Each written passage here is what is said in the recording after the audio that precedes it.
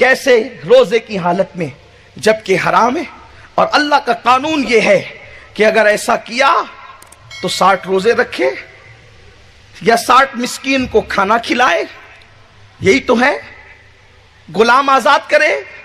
شریعت نے مختلف انداز میں اس کا کفارہ بتایا، اس کو کفارہ کہتے ہیں۔ آنے والا آیا، دیکھیے بڑے سے بڑے مفتی صاحب کے پاس کوئی بھی مسئلہ لے کر کے آئے گا، مفتی صاحب کہیں گے یہ ہے اور یہی ہے، اگر وہ واقعی مفتی ہے تو یہ ہے اور یہی ہے، اس کے سوا کچھ نہیں۔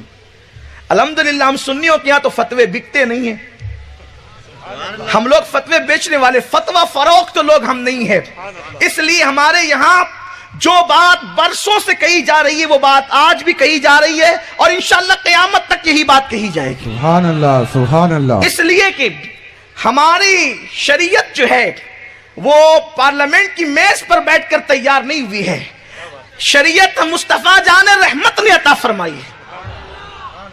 تو ہمارے یہاں قانون نہیں بدلتے، قانون ہمارے یہاں تبدیل نہیں ہوتے، اللہ اکبر، لیکن مصطفیٰ جان رحمت کی بارگاہ عرش مقام ہے۔ آنے والا آ کر کہتا ہے حضور ایسا ایسا ہو گیا، اللہ کے رسول صلی اللہ علیہ وسلم نے ان کو کفارہ بتایا کہ 60 روزے رکھ لو۔ کفارے میں ظاہر سی بات ہے کہ ایک روزے میں صبر نہ ہوا تو 60 میں پھر صبر کیسے ہو سکتا تھا؟ انہوں نے کہا حضور نہیں کر سکتا، 60 روزے نہیں رکھ سکتا، تو کہا 60 مسکینوں کو کھانا کھلا دو، کہا یہ بھی نہیں کر سکتا، غلام آزاد کر دو، کہا حضور یہ بھی نہیں کر سکتا۔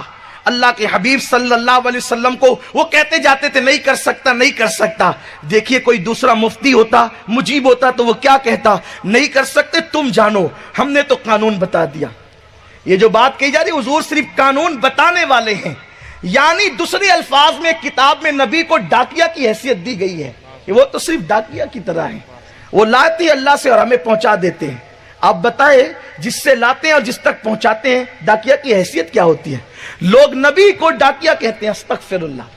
اللہ تبارک و تعالیٰ لوگوں کو ہدایت عطا فرمائے۔ پھر لوگ ہم سے کہتے ہیں اختلاف کی بات نہ کیا کرو، لوگ تو خود اختلاف کے کانٹے بوتے ہیں، اگر ان کانٹوں کو ہم اٹھائیں تو ہم مجرم کیوں ہیں؟ ہم کیوں مجرم ہیں؟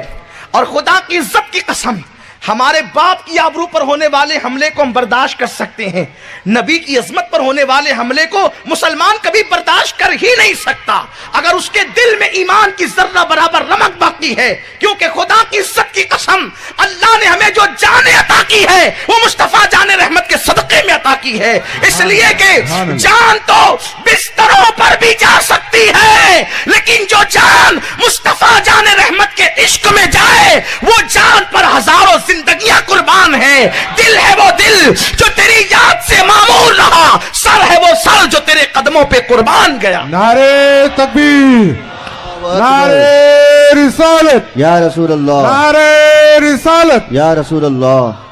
شریعت کو تحفظ ناموں سے مصطفیٰ کو تحفظ دیے بغیر ہو نہیں سکتا، اور یاد رکھیں شریعت سیاسی لیڈروں سے کبھی محفوظ نہیں ہوئی ہے، شریعت کو تحفظ ملا ہے تو خانقاہوں سے ملا ہے۔ سیاسی اڈے ہمیشہ سیاست کے مخالف رہے ہیں، اکبر کا دربار دیکھ لو، مامون کا دربار دیکھ لو، یہ سارے جو دربار تھے جسے دنیا جلال الدین اکبر کہتے ہیں، لوگ اس کو اکبر دی گریٹ کہتے ہیں، وہ اپنے وقت کا بدترین ملحد جس نے دین الہی قائم کر کے شریعت کا مذاق اڑایا، لیکن جب سیاسی دربار سے شریعت کا مذاق اڑا تو خانقاہ سے سلسلے قادریہ کا وہ عظیم بطل جلیل جسے دنیا شیخ عبدالحق محدث دہلوی کے نام سے جانتی ہے، وہ عاشق مدینہ کھڑا ہوا، اور سلسلہ نقش بندیہ جس پر قیامت تک ناز کرتی رہے گی، وہ فاروق اعظم کا شہزادہ شیخ احمد سرہندی مجدد الفسانی رحمت اللہ علیہ یہ کھڑے ہوتے ہیں اور شریعت کو تحفظ فراہم کرتے ہیں۔ لیکن جنہوں نے شریعت کو تحفظ دیا ان کا صاحب شریعت سے قلبی دل کا تعلق تھا، तभी शरीयत को तहफ्फुज नसीब हुआ। जिनका ताल्लुक कल्ब का मुस्तफा जान रहमत से नहीं होगा वो शरीयत को कभी तहफ्फुज नहीं दे सकते।